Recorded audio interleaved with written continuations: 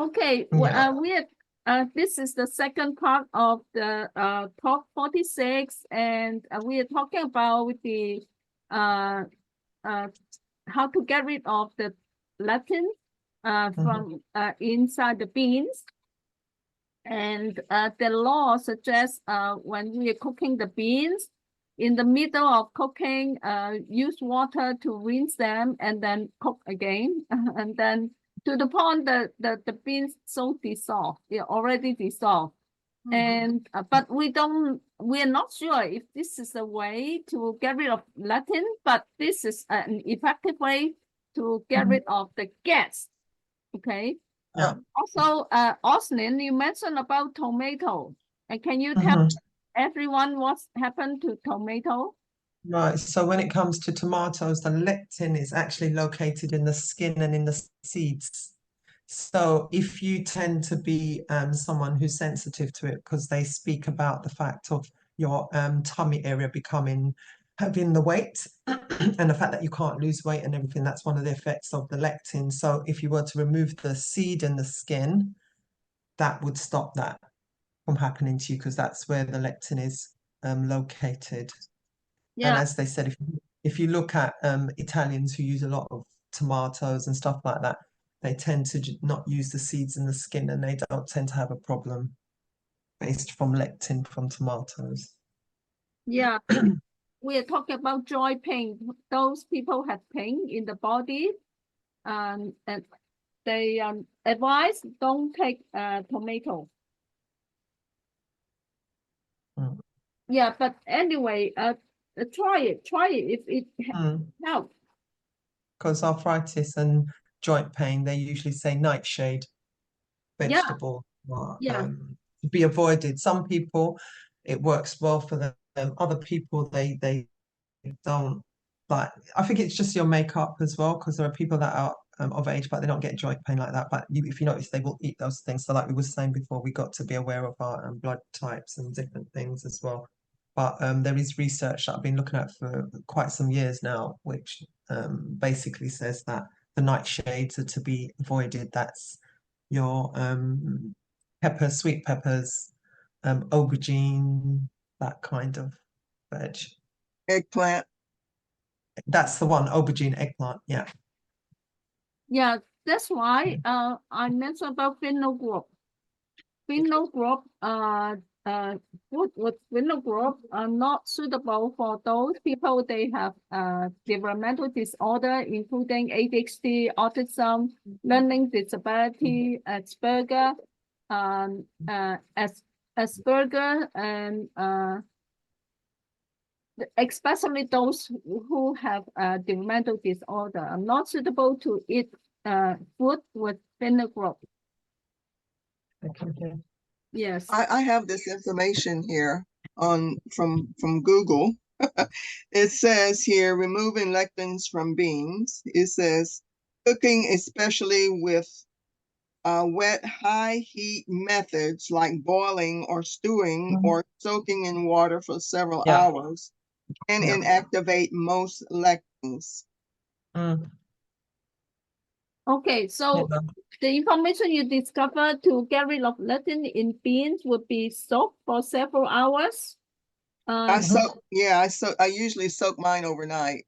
Overnight, that's how we do it. That you're talking Yeah, about beans like kidney right, beans and right, different things like that. Yeah, I was and taught you do it overnight, you'll see a foam type, bubbly, kind of horrible right, thing. right. You wash that off, then you simmer them again, and you're going to see more of that come off. Some people even add, and bicarbonate, I think it is, to help with Hmm. getting rid of the gas as well Hmm. while it's stewing. And my father would say you have to throw that water off Right. again, Yeah. and then it's at that point where it's stewed down to be very soft now, Hmm. and then that's when it's added to the rice to make rice and peas or and stuff like that. But we always Right. stew our stuff down. It's just standard. You have to stew it and throw the water off, but it's the soaking overnight as well Yeah. that Yeah. does that. I would just like to add that if when you are boiling your beans and all of that foam rises, and when you Mhm. rinse it off, you have to use hot water. Yeah, So yeah. you have to use hot water. And rinse So it you, off well. yeah, and then you start it off again in hot Again, water. yeah, yeah. Yeah. If so, we can do homemade bean soup. But going outside to eat, they don't do this process. So it just tells us stay at home. That's just about what I've come to. You The see, when we decision. have, if we have rice and peas, because we're getting it from our Caribbean shops and stuff like that, they know about this, so we know our food's cooked, if you know Yeah. what I mean. Yeah. So, In my previous talk, I suggest soaking beans, right, for at least 4 hours, at least peanut. People like to the Oh, I eat don't peanut, eat all peanuts. nuts, I don't but eat all, peanuts. do you know all nuts are supposed to be soaked before you eat Yes, them overnight, yes. I and that know gets rid of a lot that, of stuff. but they cannot get rid of the oxalate. Even though we soak the seeds or the nuts, and still cannot get rid of the oxalate. You know what I'm Wow. wondering? Do you know what I'm wondering? Because this is a little bit of chemistry as well. There's certain foods that have this, there's certain foods that have that, and I suspect that it's been in the food for the longest while anyway. They just haven't said anything. Yeah, But there must be some way. There must be some way that if you know, because my daughter's a personal trainer, my family, we come from that line of personal training and stuff like that. And she went vegan for a while. And obviously she knows about how to do the beans, everything, what have you. And she said one of the issues that she found that people had was that we don't remember how to mix our pulses and our beans to create a whole protein. And I think because of the way we eat our food now as well, the body hasn't got the capacity either to deal with what would be part proteins rather than whole proteins that you would get from meat. And she is a personal trainer who does train herself and everything. And she goes, believe it or not, Mum, I have not lost any muscle mass because I had to be aware of how these things need to be brought together to be eaten as a whole food, yeah, a whole protein. And I think some of our issues could be because of the way we eat nowadays. Yeah. Like when I was growing up, a vegetarian, we knew a vegetarian or somebody who didn't eat meat because all right, they ate a lot of green beans, but their diet was very limited, and I didn't see the mixing of the beans and the pulses and what have you. So those people tended to put on quite a bit of weight, which you'd say, but you're vegetarian, why are you so weighted? But it's the imbalance of what they were eating by way of their vegetables. yeah. Sometimes if you separate the animal meat from carbohydrate, Mm-hmm. that may be a way. Okay, so when you eat animal meat and at least separate for half an hour, or even don't take carbohydrate. Do you know there is an actual order to eating, apparently, which has been tested, and I've tested it as well and tried it. And somebody who's diabetic actually said you are actually right. You're supposed to eat your vegetables first, then you eat your meat, and then you eat a very small amount of carb. But what we tend to do is we eat tons of carbs, Yeah, then tons of meat, and then a little tiny bit of veg. yeah, yeah. And that creates a problem with blood sugar Yeah, levels and stuff like that. So in general, the way we, like I said, the way we eat very disjointed. We eat for taste. We don't consider food as a medicine or health. We just eat according to how we like or yeah, it tastes or whatever. So, and I think if we could even get back to how we should really be eating, yeah, we would find that a lot of the issues we have, we could kind of locate it more easily and deal with it. yeah. I have prepared the talk, but in the near future, I'm going to present about insulin, about eating meat eating meat cause heart disease. Lots of research. I done lots of research. I hope people can pay attention and listen to those talks. Okay. Yeah, try to separate the carbohydrate intake with meat and also the vegetable. I have this, excuse me, Sister Osling. Go That's ahead. okay. No, I was just saying that was the thing that I Yeah. came up, the fact that your vegetables should be eaten first because that lines the stomach and get it ready fiber wise. It's to do with fiber. Oh, okay. Okay. That And sounds so when you good. eat your meat next, your Okay. meat is mainly protein based. So what you've done is you've put your body in a state where when you do come to eating the carbs, which we always eat way more than we need, Mm-hmm. it's digested in a more natural way to the body where it does not spike insulin. Oh, excellent. Excellent. I'll remember that. Yeah, because this person was saying to me, they noted, they goes, I think there is something to what you're saying because whenever I have a big salad and then I eat that bit of meat, he goes, his blood sugar goes right, it goes down. He doesn't get that big major spike Uh-huh. you'd normally get because, like I said, we can't help it. We'll naturally go for the carbs first. And the Mm-hmm. way we present our plates is a lot of carbs and then a bit of meat. And then if we can be bothered, some veg. Mm-hmm. And then we eat it in that order as well. So it makes sense that our bodies would struggle a little bit to digest Yeah. Yeah. Another thing I the want sugar. to people know is that in North American, there's a Mhm. habit. Finish the meal, especially after the meat and carbohydrate and salad. Then we have a dessert time. Or when I was trained in the area of nutrition, the sweet, the dessert should go first. This is how our digestive system works. Okay. I've always eaten desserts first. And Yeah, I've been yeah. looked at Are you strange. serious? What type of dessert you eat? Are they fruits or very sweet fruit or no? You can eat fruits, but not too sweet. Okay. Yeah, And yeah, and Mm. then if the dessert is very little amount of carbohydrate, may be better. And if the dessert is less content of nut and seed, is even better. Then wait for a while, then you intake your small amount of salad, and then wait for a while, at least 20 minutes apart. Then you eat meat. Mm. But in So North American culture, English speaking culture, dessert go last.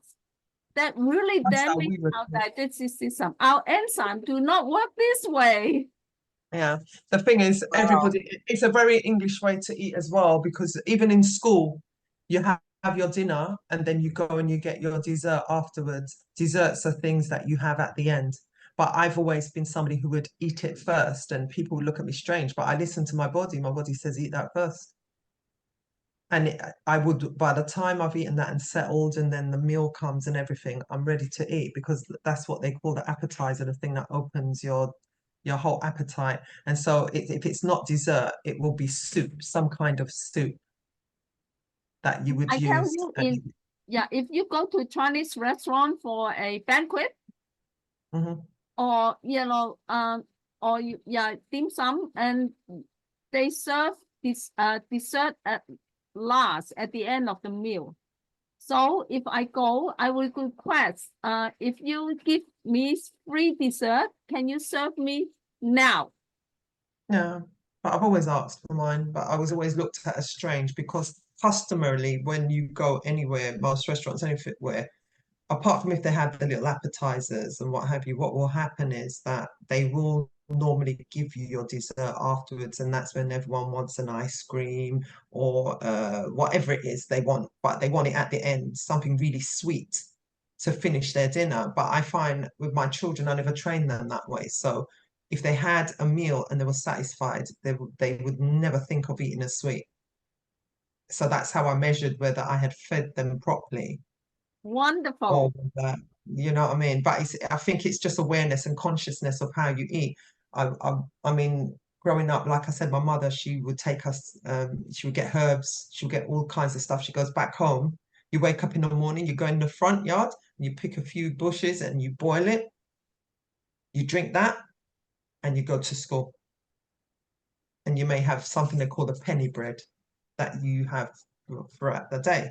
But then when you come home, you have your one meal. And once you've eaten that meal, that's it. You don't hear Oh, about desserts or anything like that. And that's how she grew up. So yeah, and she's still here fine. 77 now. Wow, what a blessing. Yeah. Yeah. So yeah, so I think it's because people are not conscious eaters. They're not aware of what they're eating and what it does for the body, what it's meant to do for the body or anything. And that starts from when children are little. And yeah. it gets worse and worse because you can go in the store and you can grab something. I used to listen to my friends.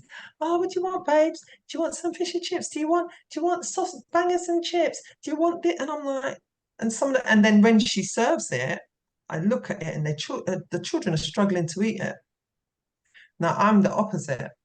I get the meat, stew the meat up because I love stews. So I do that, and then I would have the tin tomatoes that I would use and stuff like that. And then it would be vegetables would go in it and everything. So when they got it, it was a meal.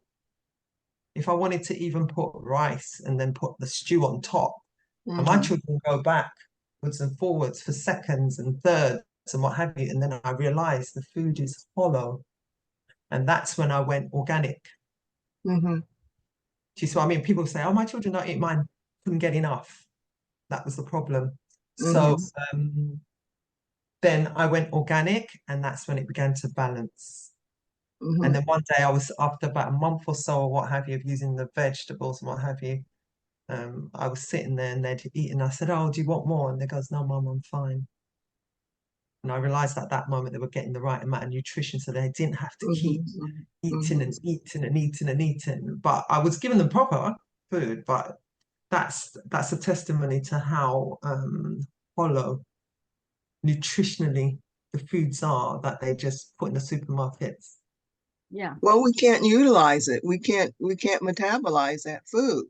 Yeah, but We there's nothing in all it anyway. Even if you could, there's nothing in it because the carrots were just water. They would melt in the pot. well, but Literally. we can't utilize the nutrients in it because it's genetically engineered. Also, there's very little nutrition in it. Yeah. So So, your body is going to be starved. yeah. So Yes. they used to eat a lot, but the ladies did say to me, she said, look, after a month or two, it might feel a little bit expensive now, but it will actually become cheaper because, I mean, with my children that eat, so I had the big box, you know, that I was saying. And by the end of 3 months, I was just using a small box and they were Okay. getting the nutrition Go and go everything. to the So, butcher. Go to the organic meat store and I get, can find one. yeah, spring It's fresh. No, hard but to find it. No, Riverford, they do organic because their farms and everything, they go to make sure that like chickens do not get cooped. They go out and they do what chickens are supposed to do. Do you see what I'm saying? Everything the way they do the meats and everything, they are Right. grown organic. So it would be worth my while to get some from them because I have experienced organic meat and you don't need a Mhm. lot of it. No, Yeah. it Yeah. Because the tastes so chicken, good. my daughter did it once. She from the supermarket, Waitrose. We have Waitrose, but over here, when they say organic, they mean organic. And so she bought some organic meat for us, and she did it. And even my sons that love meat, they struggled with the bit that they got to eat because Mhm. it was just Mhm. so filling. Every mouthful was like, I mean, I said to her, I think it was a chicken leg or something like that. I said, I feel like I'm eating a whole chicken.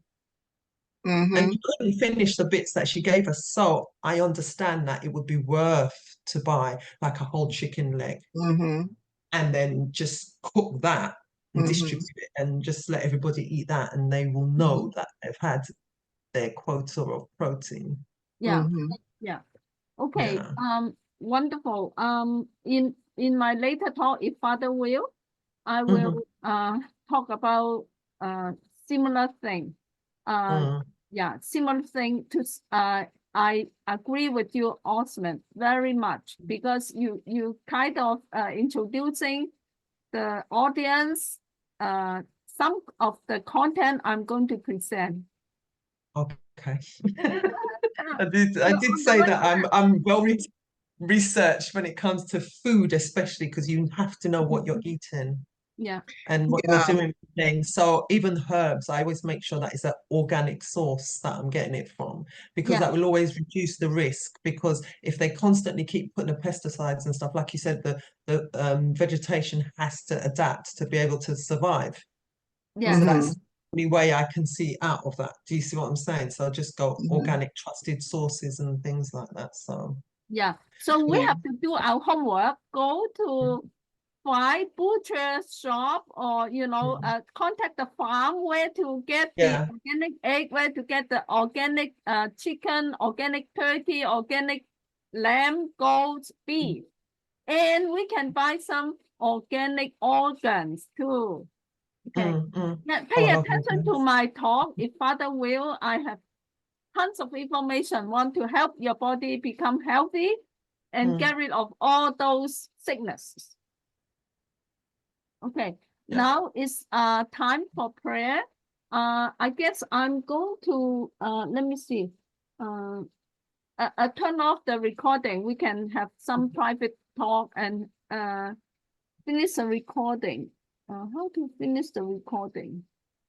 Why don't you Just- just stop record, it should say. Okay. Yeah, Jonathan. Yeah, Jonathan. Oh yeah, Jonathan. stop